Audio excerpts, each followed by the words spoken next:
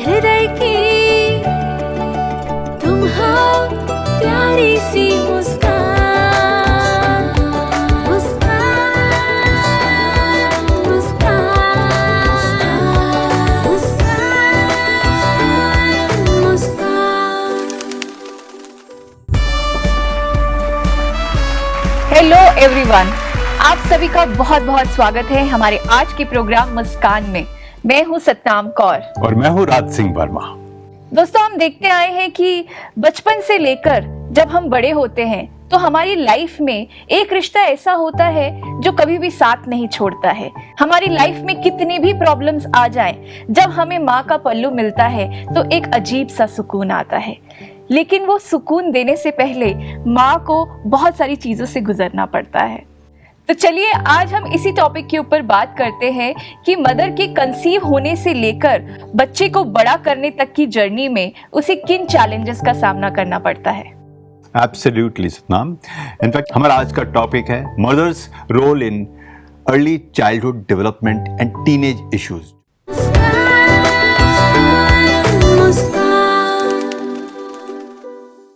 Discuss करने से पहले हम मिलते हैं आज के हमारे पैनलिस्ट से। मेरे लेफ्ट की ओर है doctor Girish Patel bhai, psychotherapist and a trainer. Then Shikha Jha, who is an operations leader. Then we have another doctor Ankit, who is a paediatrician. Then we have Geminidhar, who is a life coach. Very very warm welcome to all of you. तो show शुरू करने से पहले सबसे पहले हम देखते हैं रिसर्च क्या कहता है आज के विषय पर। Mothers may be educated or not, but she is the best teacher from whom we can learn how to show care and affection. भगवान के बाद इस दुनिया में सबसे सुंदर शब्द है माँ। पेरेंट्स एक बच्चे के लाइफ सपोर्ट और फाउंडेशन हैं। फादर और मदर एक बच्चे को जीवन भी देते हैं, आइडेंटिटी भी देते हैं, उसकी पर्सनैलिटी भी डेवलप और शेप अप करते हैं। एक बच्चे को संभालने की रिस्पॉन्सिबिलिटी ज्यादातर मां को ही निभानी पड़ती है। एक छोटा बच्चा अपनी फैमिली में सभी से कुछ न कुछ सीखता है।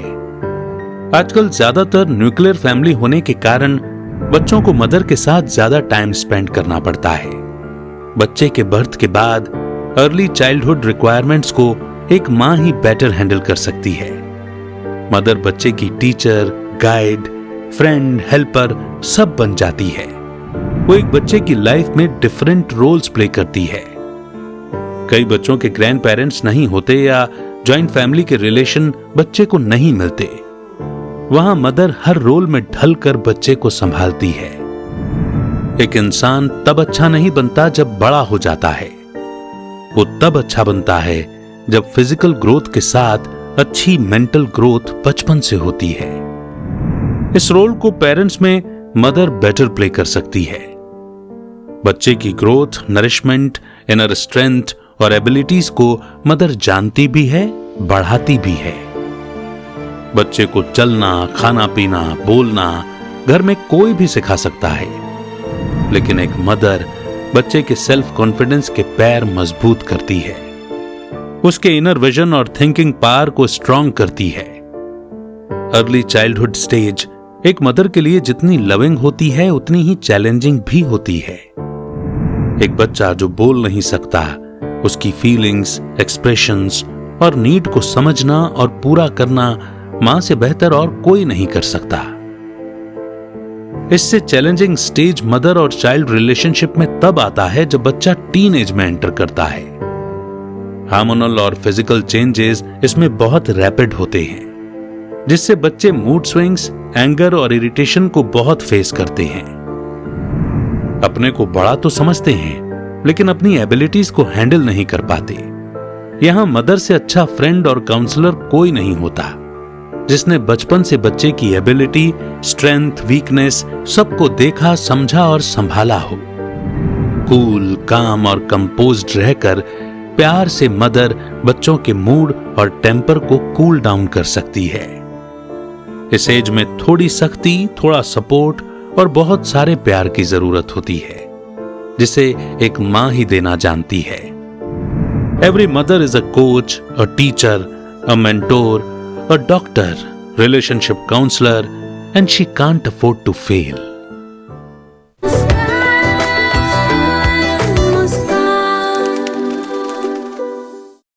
टीनेज इश्यूज हम बहुत सुन रहे हैं, हो रहे हैं because of various reasons doctor sahab, and I am sure you must have practically come across, you know, हम पेपर्स में पढ़ते हैं ऑटिज्म हो रहा है, ओबेसिटी हो रहा है, ये है, but from your exactly experience कि क्या मेन इश्यूज है, उसके रूट कॉजेज क्या हैं, can you throw some light on that? Definitely. And before we know about आपका आंसर जानने से पहले सबसे पहले जानते हैं डॉक्टर साहब की आज तक की जर्नी।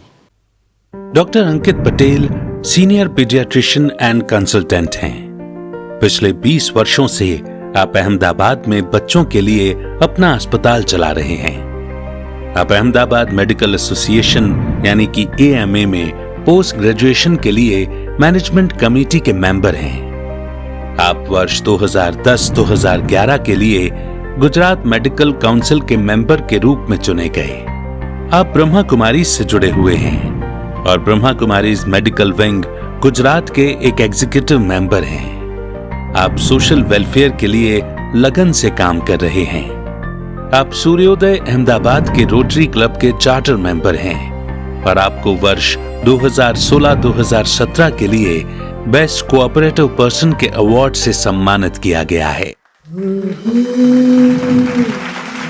अभी कोविड के बाद हमने रूटीन प्रैक्टिस में ऑब्जर्व किया है कि बहुत ही सारे 2 से 5 साल की उम्र के बच्चे में फंक्शनल ऑटिज्म देखने को मिलता है, जो पहले इतना कॉमन नहीं था, लेकिन अभी तो रोज के एक दो पेशेंट्स आते हैं। और फंक्शनल ऑटिज्म ऐसी चीज है, वो बेसिकली कोई ऑर्गेनिक बीमारी नहीं, बच्चे का MRI नॉर्मल होता है, बच्चे को कोई न्यूरोलॉजिकल डिजीज नहीं होती, लेकिन सिंपली बच्चा इमोशनली और कम्युनिकेशन फेलियर है। बच्चा सोशल कम्युनिकेशन में जीरो है, स्पीच तो नहीं है, लेकिन स्पीच के साथ साथ सोशल कम्युनिकेशन भी नहीं है कि वो मदर उसके साथ प्यार करती है तो प्यार भी नहीं करता, मदर उस पर गुस्सा करती है तो रोता भी नहीं है। और वैसे देखा जाए तो ये बहुत कॉमन है और बहुत ही बड़ी चैलेंज है आजकल के वर्किंग पेरेंट्स के लिए। और वो चीज़ का रूट्स एकदम मतलब छोटी छोटी बातों से हम इसको प्रिवेंट भी कर सकते हैं। और इसमें बाद में बच्चों को साइकोथेरेपी देते हैं और बच्चा 6-8 महीने में नॉर्मल हो जाता है। तो वही बच्चा पहले नॉर्मल नहीं था, बाद में नॉर्मल हो गया है। तो चेंज किया हुआ एनवायरमेंटल स्टिम्युलेशन, कि एनवायरमेंटल स्टिम्युलेशन है उसका पर्सनालिटी में कंप्लीट ट्रांसफॉर्मेशन हम क्रिएट कर सकते हैं। डॉक्टर साहब, इसका कुछ रीजन है कि ये क्यों हो रहा है आजकल आमतौर पे? तो अभी सबसे बड़ा रीजन है न्यूक्लियर फैमिलीज और सिंगल चाइल्ड सिंड्रोम, कि आजकल के पेरेंट्स के एक ही चाइल्ड होता है, उसमें इतनी एनर्जी लगा देते हैं कि थक के दूसरा चाइल्ड शायद होता भी नहीं। एक सिंगल चाइल्ड है, जॉइंट फैमिली नहीं है, न्यूक्लियर पेरेंट्स है, और नेबरहुड में भी सोशलाइजेशन बहुत कम है। तो अभी इसकी इम्पैक्ट क्या हो रही है कि बच्चे की उम्र का कोई बातें करने वाला नहीं मिलता। हम कितना भी बातें कर ले, उसको उसकी उम्र की लैंग्वेज ही मजा आती है और उसमें से वो सीखता है। लैंग्वेज डेवलपमेंट ऐसे होती है। दूसरा ये रीजन रहता है कि मोबाइल इंसेंटिव, आजकल मदर्स को खाना बहुत उनके लिए बहुत इंपॉर्टेंट चीज होती है। तो बच्चे को खिलाने के लिए वो लोग मोबाइल का इंसेंटिव देते हैं कि तू मोबाइल देख, मैं तुझे खिला दूं। तो यहाँ से आदत पड़ती है। अभी प्रॉब्लम ये होती है कि मोबाइल में जो कार्टून में जो कैरेक्टर्स होते हैं, जो ऑडियो विजुअल लैंग्वेज होती है, वो वैसे एग्जैक्टली ह्यूमन लैंग्वेज नहीं होती। उनकी स्पीच डिफरेंट है, जो भी कार्टून कैरेक्टर है उनकी वहाँ पे जो लाइट्स वहाँ पे बस दिखाते वो भी डिफरेंट है। तो प्रॉब्लम ये रहती है कि लैंग्वेज कंफ्यूजन। बच्चे को प्रॉब्लम है कि वो तो 2 साल का ही है, उसको समझ नहीं आ रहा कि मम्मी बोल रही है वो लैंग्वेज है कि ये कार्टून बोल रहा है वो लैंग्वेज है। तो ये लैंग्वेज कंफ्यूजन में ultimately child goes on language failure, यानी इंट्रोवर्टेड। और साथ में ये भी रहता है कि इसका रिजल्ट ये रहता है कि बच्चा अगर क्रॉस ऑटिज्म में जा रहा है तो डॉक्टर को दिखाते हैं। कभी कभी छोटी छोटी चीजें बन जाती है बच्चे में, वो 5-10 साल 15 साल तक भी उसके एकेडमिक करियर में बहुत परेशान करती है। और पेरेंट्स को पता भी नहीं चलता कि इसमें छोटी सी ही चीज करनी थी, हमको सिर्फ उसकी उम्र के बच्चों के साथ सोशलाइजेशन करना। तो मदर को अगर इतनी नॉलेज है कि भाई कोई छोटे बच्चे के साथ पार्टी है या जाना है कहीं भी, अगर पेरेंट्स भी पार्टी में जा रहे हैं तो बच्चे को लेके जाए। कोई भी सोशल गैदरिंग की कोई भी अपॉर्चुनिटी, घर में भले बच्चा एक ही है लेकिन कोई भी अपॉर्चुनिटी को मदर मिस नहीं करे, वो इतना ही करेंगे तो ये चीज को 100% हम प्रिवेंट कर सकते हैं। बहुत अच्छा कहा डॉक्टर साहब। लेकिन कई बार ऐसा देखा जाता है मतलब ऑटिज्म और ये प्रॉब्लम्स लोग आते भी नहीं आपके पास। I am sure people just try and handle it their वे।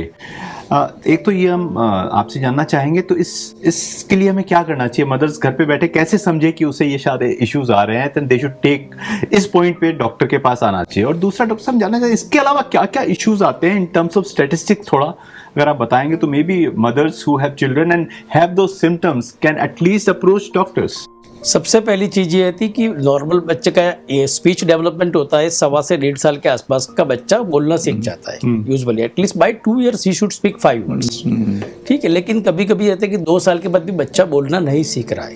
ठीक है, और यूजुअली मोर और लेस हमने देखा है कि स्कूल से टीचर्स बताते हैं, मदर को तो मार्क ही नहीं करते उनको, क्योंकि वो नॉर्मल IQ वाला बच्चा है।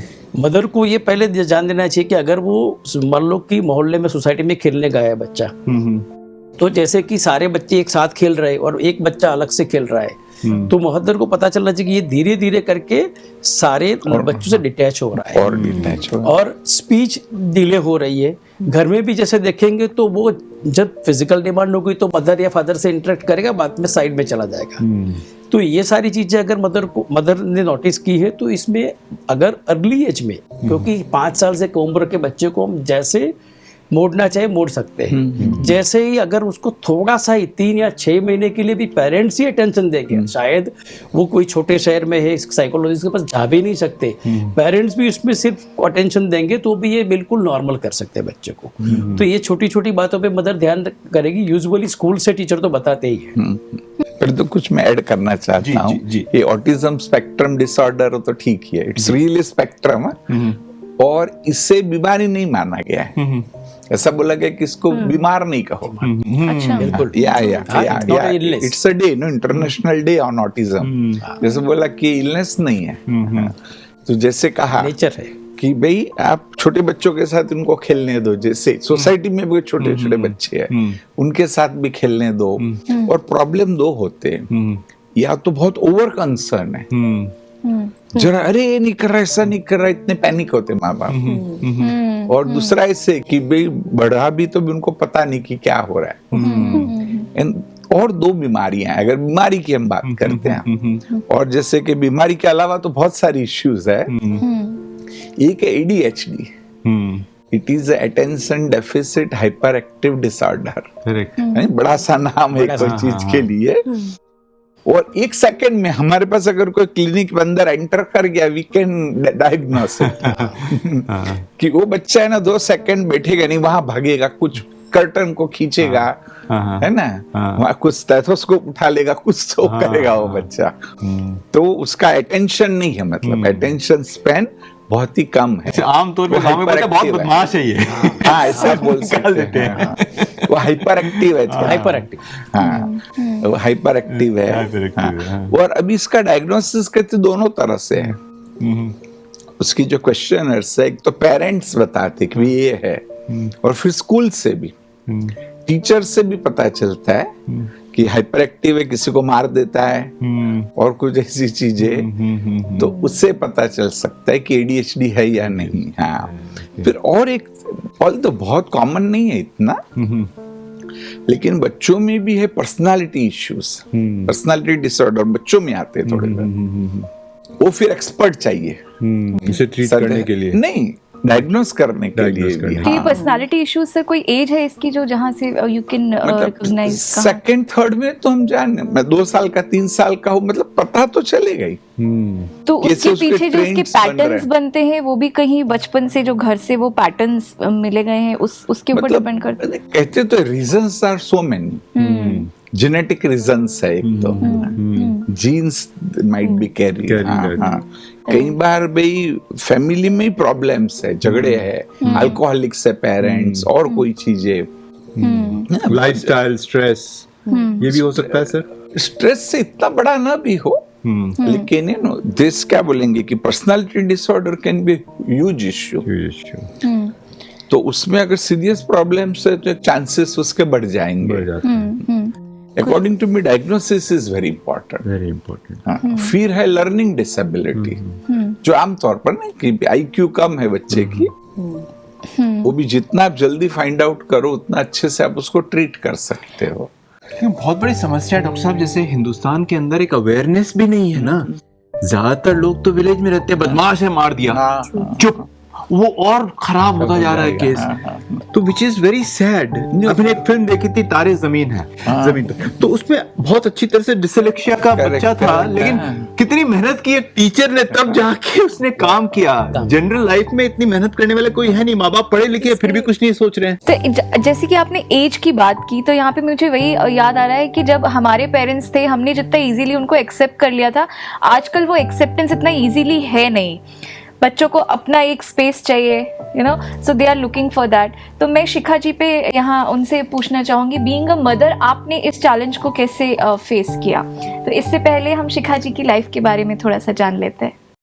आप एक लीडर हैं जो 15 से अधिक वर्षों से कॉर्पोरेट इंडस्ट्री में अपनी सेवाएं दे रही हैं।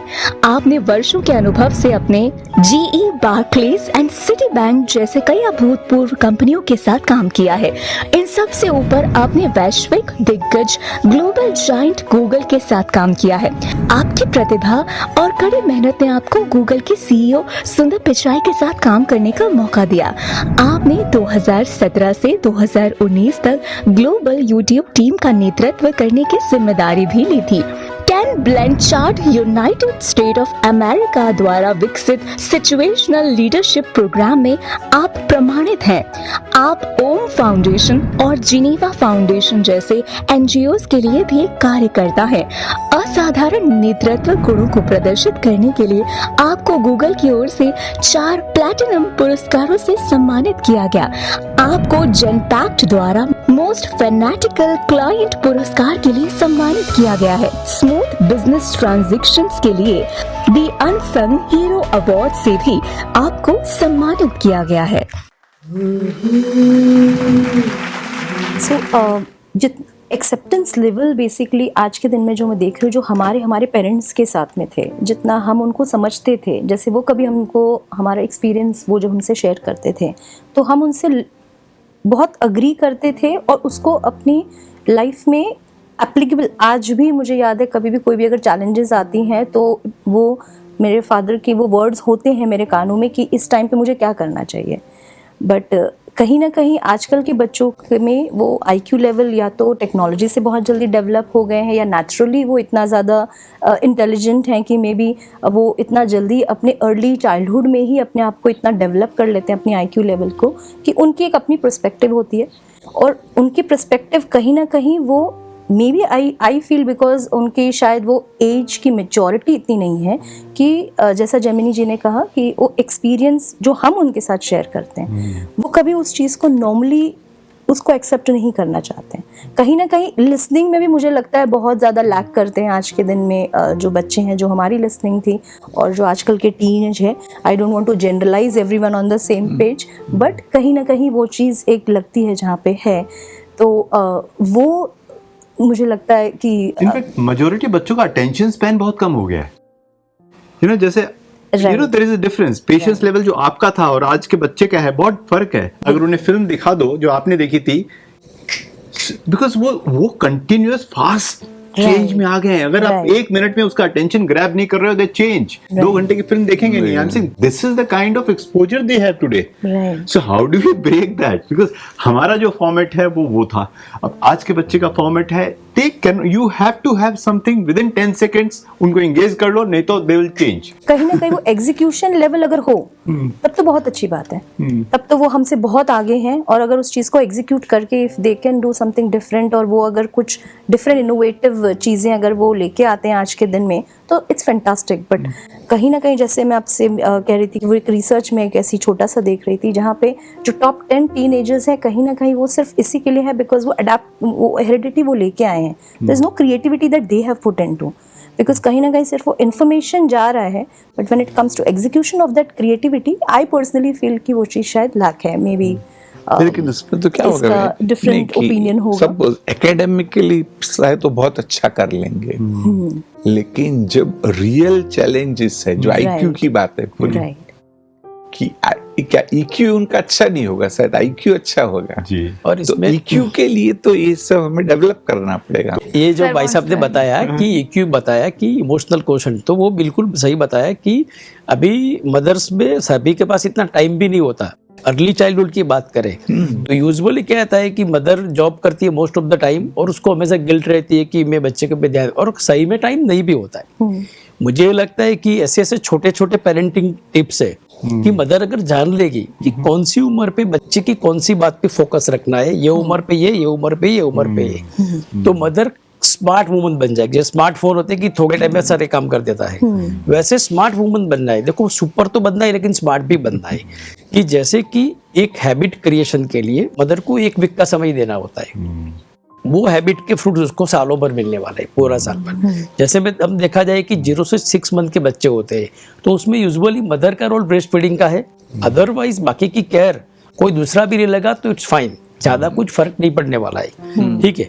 दूसरी बात है कि जैसे कि 6 महीने से 2 साल का बच्चा है, वो दैट इज द बेस्ट, वो पीरियड ऐसा है कि काफी पेरेंट्स मीन्स फटीग हो जाते हैं कि हम बच्चे को मैनेज कैसे करें, क्योंकि उनके पास इतना मान लो मन पावर नहीं होता और मैनेज करना है। तो अभी उसमें ये चीज रहती है कि मान लो कि बच्चे की वो कंडीशनिंग और हैबिट ट्रेनिंग का फेज है कि मशीन में से वो इंसान बन रहा है। 6 महीने से कम उम्र का बच्चे यूजुअली एक डिसिप्लिन पैटर्न में चलता है, स्टीरियोटाइपिक में, बाद में वो अपनी पर्सनालिटी पे आता है। तो हमको उसको धीरे धीरे ट्रिम करके अपनी फैमिली के हिसाब से शेपिंग करनी पड़ती है और वो कंडीशनिंग की शुरुआत वहीं से होती है 6 मंथ टू 2 ईयर में। तो उसमें जैसे कि सिंपल सी बात है कि टॉयलेट ट्रेनिंग, कि बच्चा जब भी यूरिन या स्टूल पास करने के लिए बैठता है तो भले कंट्रोल नहीं है 7 महीने का बच्चे का, लेकिन उसको सिर्फ बैठने की आदत डालनी है। कि टॉयलेट ट्रेनिंग की आदत अगर डाल देगी मदर तो कभी भी कॉन्स्टिपेशन के लिए डॉक्टर के घर गिनती नहीं रहेगी, कभी भी उसको कॉन्स्टिपेशन होगा ही नहीं। अगर उसको बैठने की आदत डालनी है कि बच्चे ये करे तो उसको कोई, अभी के ज़माने में ये बहुत ही कॉमन प्रॉब्लम है, इन्फेक्शियस डिजीज कम हो गए, ये सब बढ़ गए। फीडिंग की बात करें तो फसी ईटर जो है वो आज की बहुत कॉमन मदर्स की प्रॉब्लम है। तो उसका रूट क्या है, 6 महीने से 2 साल वो टेस्ट बड डेवलपमेंट एज है कि टेस्ट बड का डेवलपमेंट और टेस्ट का लर्निंग जो है हमारा है टेम्पोरल लोब में, वो उस टाइम पे होता है। तो अगर उस टाइम पे हम वैरायटी ऑफ फूड सारे टेस्ट कराए और उसको सेल्फ फीडिंग, थोड़ा सा सेल्फ फीडिंग, बच्चा पार्ले जी का बिस्किट पकड़ के 7 महीने का खुद खाएगा तो दैट्स ए कॉन्फिडेंस बिल्डिंग। तो यहाँ से उसकी अगर हम फीडिंग हैबिट डालेंगे तो वो लाइफ टाइम फसी ईटर नहीं रहता। और तीसरी चीज नॉर्मल होती है कि स्लीप पैटर्न, कभी कभी क्या रहता है कि बच्चे हर 2 घंटे पे उठ जाते हैं और कुछ ना कुछ खा पी के सो जाते हैं। 7-8 महीने के पेरेंट्स की नींद खत्म ही नहीं होती और सुबह जॉब जाना होता है। मदर इरिटेबल, मदर का कंट्रोल धीरे धीरे आउट, फिर वो बच्चे पे सारी पर्सनैलिटी डिसऑर्डर जो हमने डिस्कस किया अभी वो सारी बन जाती है। बच्चे को 6 घंटा कंपल्सरी सोना ही चाहिए और उसके लिए मदर को सिर्फ एक ही चीज करनी है, वो रोए, वो अच्छे के लिए है। क्योंकि विदाउट कॉम्प्रोमाइज हम भी जिंदगी में कुछ नहीं सीखते और बच्चे के लिए कॉम्प्रोमाइज यानी रुलाना है। 1 वीक के लिए ही अगर बच्चे को 6 घंटे के लिए हम अटेंड नहीं करते, बहुत रोएगा, हेडफोन लगा के गाने सुन लो, कुछ भी कर लो, उसको कुछ नहीं होने वाला है। और बाद में 7वें दिन से बच्चा इतना हिलता भी नहीं है, उसकी भी साउंड स्लीप होती है, ब्रेन भी अच्छा रहता है। तो यानी ये छोटी छोटी बातें हैं कि जिसपे मदर्स को पता है कि मुझे 6 महीने से 2 साल में 3 चीजें करने में 3 हफ्ते का ही समय लगता है, पूरे 2 साल आराम से निकल जाएंगे। दूसरी चीज है कि कोई बैड हैबिट नहीं हो तो बच्चे को कभी इन्फेक्शन होता ही नहीं है, मान लो थंब सकिंग वगैरह की हैबिट्स नहीं है तो। और 2 साल से 5 साल में सिर्फ और सिर्फ फोकस करना है बिहेवियर और इमोशन, जिस पे हमने बात की कि जैसे वो उसी के रूट्स टीनेज में सबको मिलते हैं। क्योंकि उस टाइम पे पेरेंट्स का फोकस रहता है कि उसको न्यूट्रिशियस डाइट खिलाए। 2 साल का बच्चा अगर फिजिकली हेल्दी है तो 20 साल का कोई भी केयर भी नहीं लगे तो भी हेल्दी रहने वाला है। आजकल किसी को फिजिकल मालन्यूट्रिशन या फिजिकल इलनेस की प्रॉब्लम है ही नहीं, सभी प्रॉब्लम बिहेवियर और मेंटली है।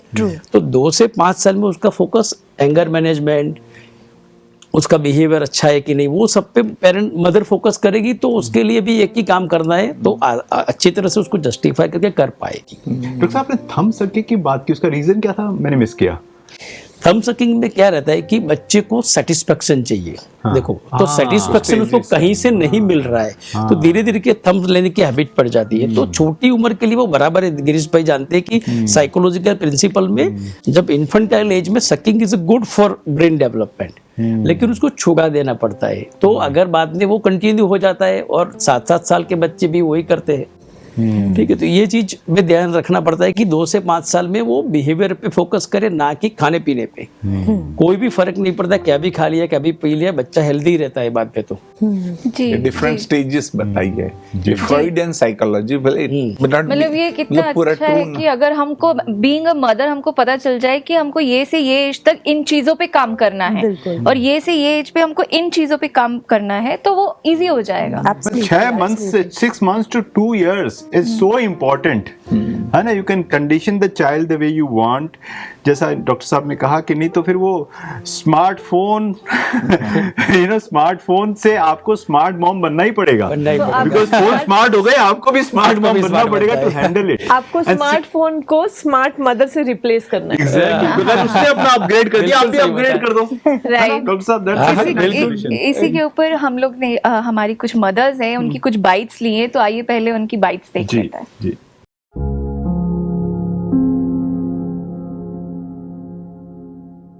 मेरा नाम पूनम है, टीचिंग करियर में मैं रही हूँ। मेरी एक डॉटर है, मैं टीचर थी, मेरे साथ ही वो पढ़ती थी, तो मेरे साथ ही स्कूल जाना और आना, तो उसके साथ कम्युनिकेट करने में मुझे बहुत इजी होता था। जब स्कूल से घर तक हम आते थे तो काफ़ी सारी बातें मैं उससे तब पूछ लेती थी। तो मुझे लगता है बहुत बहुत इम्पॉर्टेंट चीज़ है कि आप बच्चे के साथ बात करें। बच्चा आपको सब बातें बताता है, लेकिन आपके पास टाइम होना चाहिए उनको सुनने के लिए।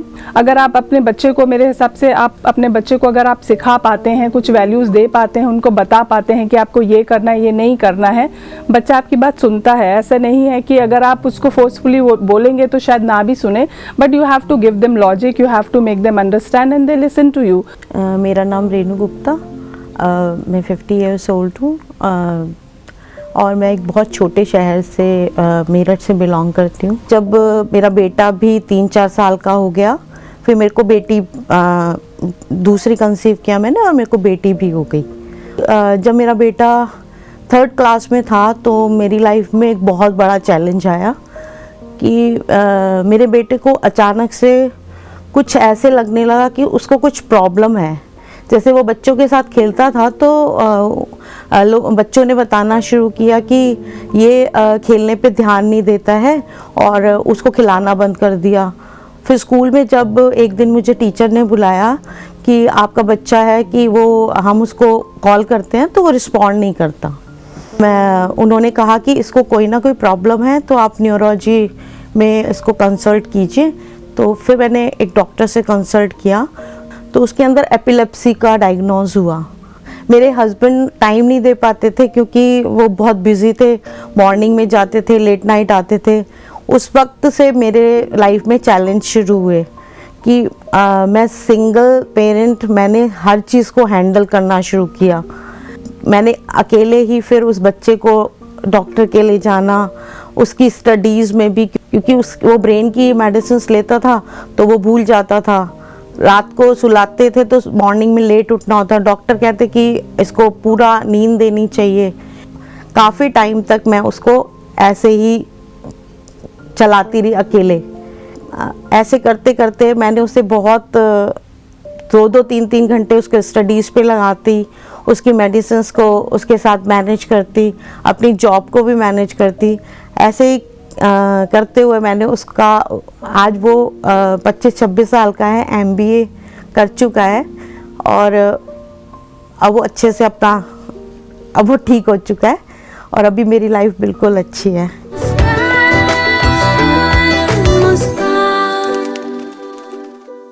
तो ये टीनेज एज जो है, मुझे लगता है बहुत सेंसिटिव पीरियड होता है हमारे ह्यूमंस का। तो ये कैसे हम लोग डील करें इस चीज से? Anyone can. तो सतनाम जी, मुझे एक और चीज बतानी थी कि मेरे 2 बच्चे, तो दोनों स्लाइटली ओवरवेट रह चुके फ्रॉम मे बी 10 साल की उम्र से लेके, for wrong habits of eating या जो भी इमोशनल ईटिंग करो या लाइफ में चैलेंजेस आती है तो इंसान फूड की तरफ भागता है। So I went through a divorce, और मेरे घर में नॉर्मल सर्कमस्टेंसेस नहीं थे। तो बच्चों का जो वेट है ना, वो सडनली एक टाइम आया कि मेरी 16 साल की लड़की इतनी कॉन्शियस हो गई कि उन्होंने इंटरमीडिएट फास्टिंग करके नियरली 16 kgs वेट लॉस करके आज भी वो मेंटेन करती है। तो वो बहुत एक बड़ा ट्रांसफॉर्मेशन है, which is a hard work. उसके कंपैरिजन में मेरा बच्चा है जो 3 साल छोटा है, लड़का, वो कुछ भी करो वो वेट लॉस करने के लिए कोशिश करता था लेकिन सक्सेसफुल नहीं होता था।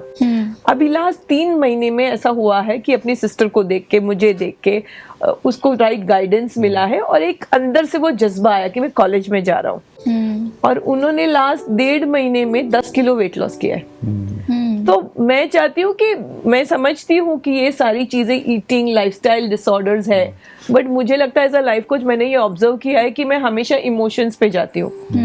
So there has to be a emotional balance, which I think these both panelist doctors will be able to share, कि एक इमोशनल बैलेंस हम अपने टीनेजर को कैसे दे ताकि एंगर इश्यू नहीं आए, सेल्फ इमेज इश्यूज नहीं आए, कंपैरिजन नहीं हो बच्चों का, या पीयर प्रेशर है, ये बहुत सारी चीजें एक साथ काम करती है। डॉक्टर साहब यहाँ पे मैं वही पूछना चाह रही थी। छोटा मैं ऐड करना चाहता हूँ जी। एक सिंपल सी बात है लेकिन बहुत सबको हेल्प करेगी वो।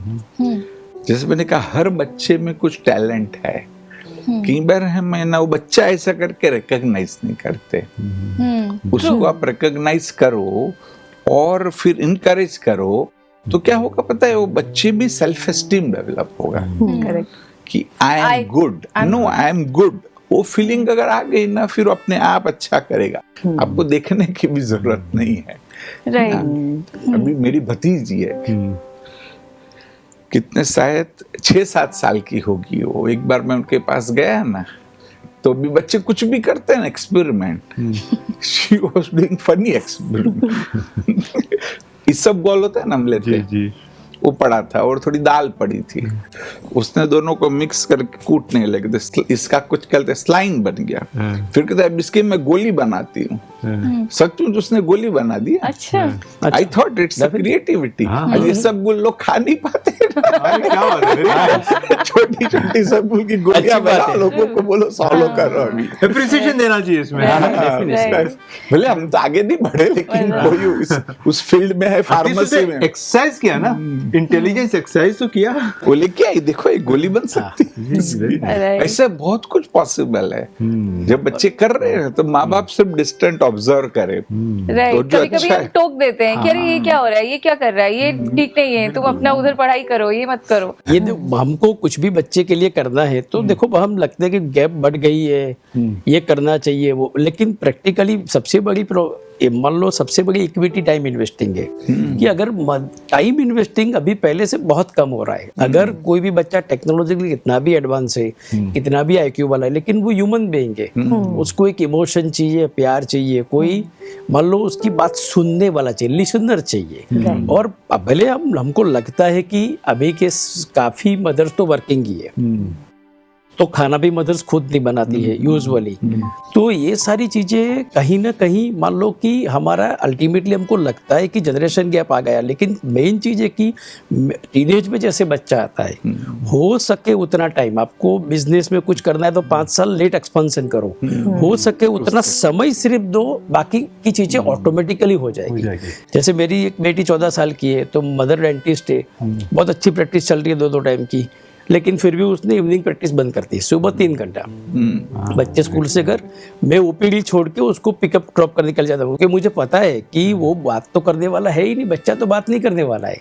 मैं अपॉर्चुनिटी ढूंढता हूँ कि भले ड्राइवर है जाके ले आएगा, लेकिन नहीं, मैं खुद जाता हूँ पेशेंट छोड़ के, उसको साथ लेके आता हूँ, ड्रॉप करने भी मैं जाता हूँ। तो प्रैक्टिकली क्या रहता है कि वे मौका ढूंढता हूँ, और ऐसा ही एक अभी के टीनेज का जो सबसे बड़ा मौका है, जिसमें मदर का बहुत इंपॉर्टेंट रोल है, जो बहन ने शेयर किया कि उनकी बेटी ने और बेटी दोनों ने वेट लॉस किया।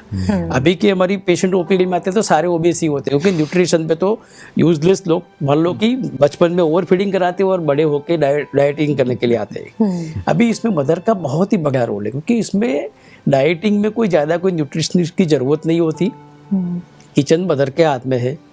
अगर कोई टीनेज बच्ची है, वो करना चाहती है वेट लॉस, या टीनेज बच्चा है लेकिन हो नहीं पा रहा है, तो मदर को किचन ही थोड़ा चेंज करना है।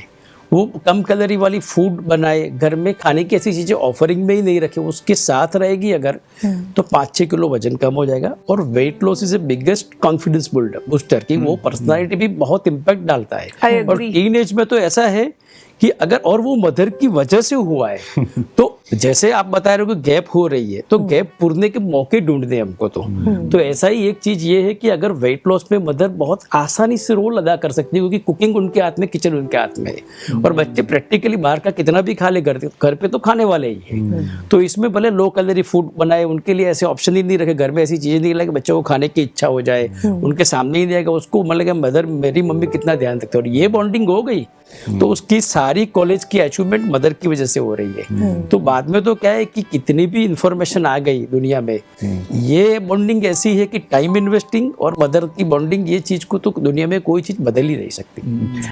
आई थिंक मदर को जैसे कुछ ऐसे एडवर्स सिचुएशंस मेरी भी लाइफ में आए जहाँ मुझे लगा कि सिर्फ कहीं ना कहीं सिर्फ आपकी मदर होती है जो आपको समझती है एट एनी गिवन सिचुएशन। कहीं पे भी जब आपको ऐसा लगता है कि शायद कोई भी आपको वर्ल्ड में नहीं समझ रहा है कि आप इस टाइम पे क्या सोच रहे हैं और क्या आप फील कर रहे हैं, कहीं ना कहीं सिर्फ एक मदर होती है जो आपको मिरर करके समझ सकती है कि आपके इस टाइम पे आपके साथ में आपके दिमाग में क्या चल रहा है या आप क्या फील कर सकती है। एंड सिमिलरली मुझे लगता है कि टीनेज का बहुत इम्पैक्ट पड़ता है एक बच्चे के ऊपर में, ओवरऑल अर्ली चाइल्डहुड से लेकर के टीनेज तक, कि एक मदर को घर में कैसे ट्रीट किया जाता है। बहुत बहुत बहुत ज़्यादा इम्पैक्ट अभी जो भाई जी ने कहा उससे मुझे लगा कि जहाँ पे मदर की जिस तरह से भी ट्रीटमेंट हो, जैसी भी ट्रीटमेंट होती है, बच्चे बिल्कुल आपको उस हिसाब से आपके बच्चे डेवलप होते हैं। कि अगर किसी फैमिली में अगर मदर को इल ट्रीटमेंट किया जाता है या नहीं उतनी रिस्पेक्ट दी जाती है due to whatever reasons, तो कहीं ना कहीं आपके बच्चे की भी सेल्फ वर्थ बहुत कम हो जाती है, चाहे वो मेल चाइल्ड हो चाहे वो फीमेल चाइल्ड हो। दोनों की सेल्फ वर्थ जो बिल्कुल एकदम भाई जी ने कहा कि आज के दिन में वही हो रहा है कि IQ तो बहुत ज़्यादा बच्चों का ऊपर है, कहीं ना कहीं वो इमोशनल कोशेंट वो चीज़ मिसिंग है, वो चीज़ है मिसिंग। बट यस, ये एक मुझे लगा कि ये पॉइंट है कि जहाँ मदर को बहुत रिस्पेक्ट दी जाती है और मदर को जिस तरीके से ट्रीट किया जाता है उसी तरीके से आपके बच्चे की सेल्फ वर्थ और ये बिल्कुल डायरेक्ट प्रोपोर्शनेट होती है कहीं पे भी, कि वो किस तरीके से वो आगे चल के अपनी उसको कैरी फॉरवर्ड करता है ना वो। यहाँ तो दूसरा ही कभी उन्होंने कहा तो मुझे याद आया कि भी मदर फादर का रिलेशन कितना अच्छा है। अभी एक केस है कि दोनों अलग रह रहे हैं, कुछ छोटे छोटे इश्यूज है, लेकिन जब टीचर पेरेंट्स मीटिंग होती है ना, तो तब टीचर ने कहा कि आपकी बेटी पिछले 3 महीने से हाइपर हो रही है, पहले तो बहुत अच्छी थी। फिर वो सोचने लगे 3 महीने से हम लोग अलग रह रहे हैं, मे बी 3-4 मंथ। तो तब उनको स्ट्राइक हुआ कि this can be the cause. फिर मुझे पूछने लगे क्या ये कॉज हो सकता है? So really that can be the cause। क्योंकि मैं औरतों से काम करती हूँ और मैं भी खुद वही सिचुएशन से गुजर चुकी हूँ, तो मेरे बच्चों में जो मैच्योरिटी आई है बिकॉज ऑफ द सिचुएशन, जो कोर्ट केसेस हुए और मेरे साथ जो भी डोमेस्टिक वायलेंस जो भी उन्होंने देखा, तो मुझे ऐसा लगता था कि मेरे को कभी अपने बच्चों को खींचना नहीं पड़ा मेरी ओर। उन्होंने खुद डिसीजन लिया कि what is right what is wrong, और जो भी अगली सीन्स होते हैं लाइफ में उससे बच्चे स्ट्रांग बनते हैं अगर प्रॉपर इमोशनल सपोर्ट और समझदारी दी जाए। सो जैसे एक डिसीजन है मेरे फैमिली में, हम जो भी लेते साथ में लेते, बच्चे के साथ में रिनोवेशन करना है तो एक म्यूचुअल अंडरस्टैंडिंग होती है, तो मैंने उनको अपने जिंदगी का इक्वल हिस्सा बनाया, इंक्लूडिंग फाइनेंस। उनको पता होता है कि हम कौन से सिचुएशन से गुजर रहे हैं और कैसे अच्छा हो रहा है या हमको संभालना है। सो जब मेरी माँ जो 82 ईयर्स की, जिनको डिमेंशिया है, उनके साथ बहुत डिफिकल्टी है उनको मैनेज करने में, तो बहुत सारे लोगों ने बोला, यंग जनरेशन है बाकी, बोले ओल्ड एज होम में डालो या स्पेशल होम में डालो। तो हम लोग ने बैठ के बाकायदा, मैंने बहुत रोया, मुझे बहुत टेंशन हुआ कि क्या बच्चे एक्सेप्ट करेंगे, बिकॉज वो नॉर्मल घर नहीं होता है जब एक डिमेंशिया पेशेंट घर में होता है। तो उल्टा मुझसे ज्यादा बैलेंस्ड, मुझसे ज्यादा हम्बल अप्रोच उनका मेरी मम्मी के साथ होता है। और अगर मैं नहीं होती हूँ तो बच्चा बोलता है आप जाओ, आपका काम है, मैं नानी को खिलाऊंगा, मैं वॉशरूम साफ करूंगा। सो मुझे लगता है कि एक फैमिली में बच्चे को जब इक्वल दर्जा दिया जाता है, ट्रांसपेरेंसी और इज्जत दी जाती है, बिकॉज बच्चों को ना प्यार मिलता है, मोहब्बत मिलती है, रिस्पेक्ट नहीं देते पेरेंट्स। क्योंकि अगर आप उनका डिसीजन रिस्पेक्ट करो, आप उनका ओपिनियन को रिस्पेक्ट करो, तो वो वर्दीनेस आती है. So right from the 16-year-old who was 13 when I had a separation to my daughter, हमारे घर में एक इक्वल सभा बैठती है, कुछ भी होता है तो हम एक म्यूचुअल करते हैं. इवन हमको साथ में बैठ के खाना है तो हम डिसाइड करते कि आज चाइनीज आएगा कि पिज्जा आएगा कि ये आएगा. So I believe that more you let them take decisions, they become more stronger individuals. इसमें ना जमीन में आपका सिचुएशन डिफरेंट हो सकता है कि कुछ सचमुच सीरियस प्रॉब्लम्स थे, लेकिन ऑलमोस्ट आई वुड से कि 70% कि जो सेपरेशन के बारे में सोचते हैं या तो उनके नोटिस भी भेज देते हैं. अभी आजकल तो ऐसा हुआ कि भी 4 वीक हुए मैरिज के, सेपरेशन की नोटिस आ गई. कई बार तो व्हाट्सएप पे हो जाता है. तो वहां मुझे लगता है कि हमें ये सोचना चाहिए कि जब बच्चा हो गया आपको तो उसकी बहुत नेगेटिव इफेक्ट हो सकती. तो जब तक हो सके, भी कोर्ट में भी तो उनके अपने काउंसिलर है ना, वे कहते ही है कि भाई काउंसिलर से मिलो, सब करो, फिर भी नहीं हो तो डिफरेंट इश्यू है. तो ऐसे पहले आपस में सोचा जाए इस प्रोग्राम के जरिए जी कि हम जितना उसको एडजस्ट कर पाए, डायलॉग करे आपस में, किसकी चाहे तो हेल्प भी ले, क्योंकि सबसे इम्पोर्टेंट इफेक्ट बच्चे पे होने वाली है. एंड डॉक्टर साहब, अगर कहीं ना कहीं अगर सेपरेशन अनअवॉइडेबल है, लेकिन उसको इंश्योर किया जाए उसका love, we both will love you no matter what, अगर ये उसे बिलीव करवा दिया जाए तो I think we can save him from lot of problems. ये बात आपके लिए मैं ये बोलना चाहूंगा कि छोटे छोटे कारणों में डिवोर्स में नहीं जाओ जी. वो सचमुच बच्चों के लिए बड़ी चैलेंज है. भले अच्छे भी हो सकते, बहुत बड़ा रीजन हो तभी कभी करें. तो डॉक्टर साहब, आपने एक पॉइंट रेज किया था, एसक्यू का बहुत बड़ा इंपॉर्टेंस है. थोड़ा हम टच करें इसको, कैसे हम बैलेंस कर सकते हैं एसक्यू के सहारे? नहीं, मैं तो ऐसे समझाता हूँ कि भी आईक्यू जो है उससे आप प्रॉब्लम्स को सॉल्व कर सकते हैं जी. ईक्यू से आप चीजों को मैनेज कर पाते अच्छे से. और एसक्यू है ना, वो फाउंडेशन है कि जिस पर ये इमारत डेवलप होगी. अगर वो फाउंडेशन वीक है तो कुछ नहीं होगा फिर. एब्सोल्युटली. तो इसलिए फाउंडेशन को अच्छा करना है एसक्यू के जरिए. तो बेसिकली आध्यात्मिकता हर जगह इंपॉर्टेंट है. आध्यात्मिकता अगर हमारी स्ट्रांग है तो हमें ये भी पता चलेगा कि 6 महीने से 2 साल के अंदर क्या कंडीशनिंग करनी है. नहीं तो वो कंडीशनिंग क्या करनी है वो भी पता नहीं है, क्या हैबिट फॉर्म करनी है वो भी पता नहीं है. सो बहुत अच्छा आज पॉइंट मिला हमें डॉक्टर्स के जरिए कि 6 months to 2 years are very important, but first of all we need to be corrected, we need to be strong so that we can bring the right changes in the right atmosphere in the family, ताकि बच्चे ऐसे बड़े हों they are healthy and well, कोई issue आए नहीं. So this is very important for in today's world specially. Plus बच्चों को एक हेल्दी एनवायरनमेंट देना भी बहुत जी. ज़्यादा ज़रूरी है. जैसे कि हमने बात किया कि इवन इफ हस्बैंड वाइफ में नहीं भी बन रही है तो भी अपना अपना हिस्से का जो प्यार है वो बच्चे को ज़रूर देना चाहिए. और मुझे लगता है इमोशनल जो एक अटैचमेंट होता है बच्चों का, वो दोनों तरफ होता है. बच्चे नहीं चाहता है कि मेरी माँ को भी खो और मैं मेरे पिता को भी खो, है ना. दोनों से प्यार होता है, तो दोनों के हिस्से का प्यार उसे मिलना चाहिए. और बहुत अच्छी अच्छी चीज़ें हमें देखने को मिली और उसके सॉल्यूशन मिले. प्रैक्टिकली हमें अपनी लाइफ में जो सिचुएशन से हम जूझते हैं उनको कैसे सॉल्व करना है. एंड आई एम श्योर आगे भी हम ऐसे ही सॉल्यूशन आप सभी के लिए लेकर आएंगे. इसी सोच के साथ हम आज के एपिसोड को विराम देते हैं. तब तक के लिए मुस्कुराते रहिए और बने रहिए हमारे साथ एक प्यारी सी मुस्कान लेके. नमस्ते.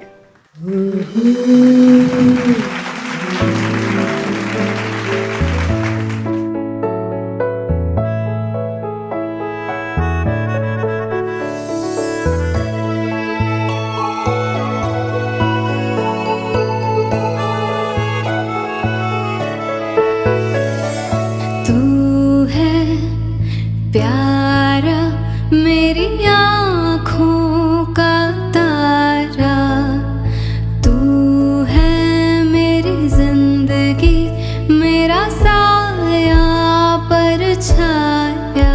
बचपन का वो खिलखिलाना, प्यारी सी तेरी हंसी, मासूम तेरी किलकारी, मुझे देती खुशी सारी. तू है प्यारा मेरी आँखों का तारा, तू